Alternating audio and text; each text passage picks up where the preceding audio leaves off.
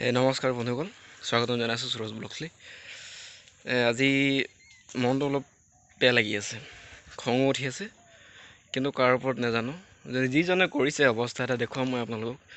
বাইকখনো এই যোৱাকালি ৰাতি এই ভাইটিয়ে এই ওচৰতে প্ৰগ্ৰেম কিবা আছিলে, সৰস্বতী পূজা বুলি, তালৈকে গৈছিলে।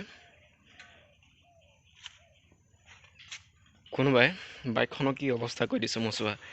আজি মাথাটো বেয়া হৈ আছিলে মানে, চাইছোঁ গোটেই ভালকৈ চেক কৰি চাইছোঁ, এয়া দেখিছোঁ চব। এইফালে চোৱা, এই পাইপডাল এইডাল দেখিছে, এইডাল খুলি থোৱা আছে। তাৰপিছত এইফালে এইডালো খোলা আছিলে, এইডাল লগালোঁ বাৰু মই চাওঁতে। তাৰপিছত তেল অফ হৈ আছিলে। আমাৰ অসমত এনেধৰণৰ মানে মানুহ আছে, চাওক। গোটেই ষ্টাৰ্ট দি বাইকখনৰ মাথা বেয়া। সদায় ৰাতিপুৱা টিপটপকৈ ষ্টাৰ্ট দিম আৰু যাবলগীয়া হ'লে, কিন্তু আজি আছোঁ কি অৱস্থা কৰি দিছে। কালি ৰাতি ভাইটিয়ে হয়তো তেনেকৈ চলাই আহিলে, তাৰ ওপৰতো খং উঠি আছে, কিন্তু একো কোৱা নাই তাকো। কাৰণটো হ'ল সি বাইকখন গৈ চাগে ক'ৰবাত এৰি দিলে প্ৰগ্ৰেম আহি চাওঁ বুলি, আৰু কোনোবা মানুহ ওচৰত নেদেখা দেখি কোনোবাই এইটো অৱস্থা কৰিলে মানে বাইকৰ।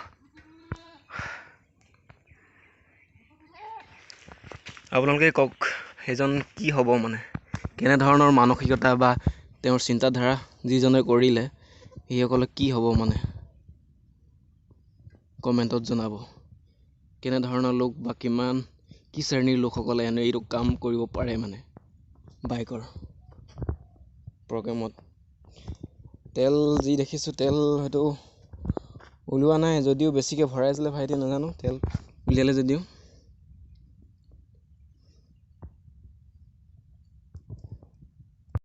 ভিডিঅ'টো আপোনালোকে পাৰিলে শ্বেয়াৰ কৰি দিব আগলৈ। চাওক, সেইসকলো যিসকলে এনে কাম কৰে, তেওঁলোকৰ ভাল দিন যাতে নাযায়, তেওঁলোকক চাওক।